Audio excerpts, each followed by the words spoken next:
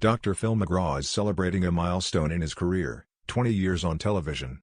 Even before social media, the Oprah endorsed Dr. Phil. She's a producer, showcased open conversations about the silent epidemic of the mental health crisis.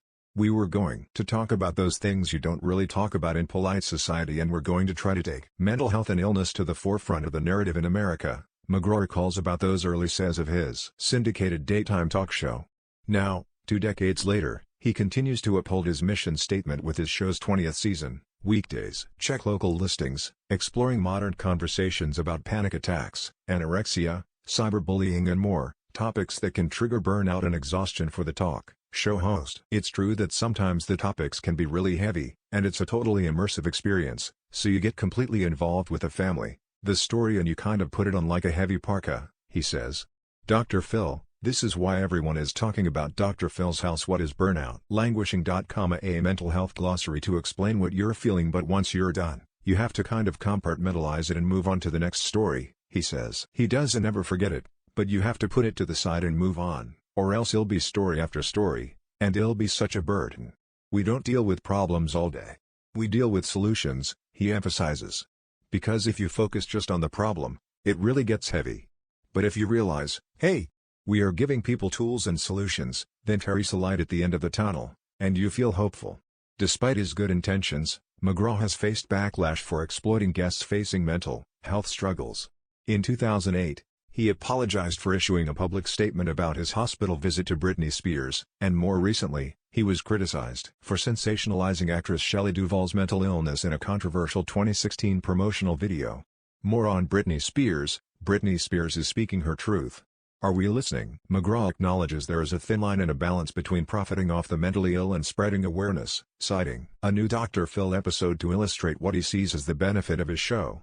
I spoke to the audience before the guest came out and said, we're going to have a guest come out here in a few minutes that has some pretty unusual thinking that might even sound comical in some regards, but I want everyone to remember that this is their life, and to them, this is very real, McGraw says. Showcasing these open conversations in real time allows us to talk about these issues in a serious way, so people could go, wow, my Uncle Bob is exactly that way, and I didn't realize this is a mental illness.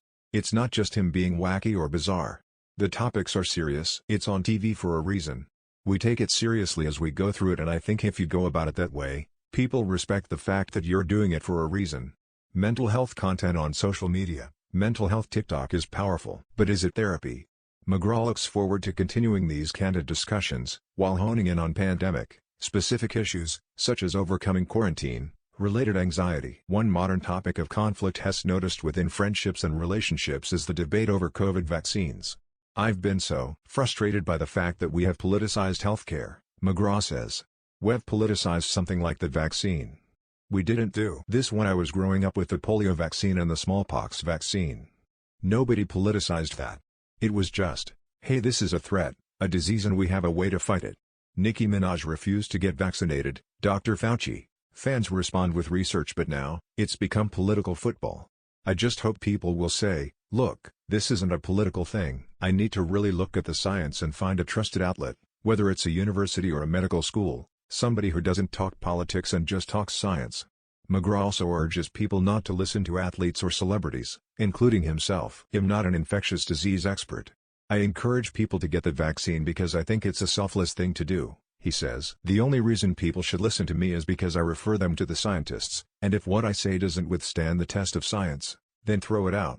As for those who don't think the science is complete or supported, McGraw says he understands. Make up your own mind, I get it. But don't make your mind up because of politics. Look at the science, that's all I'm saying. And if you still say, wow, it's inconsistent and I'm not satisfied, then okay, I respect that, but just look at the science.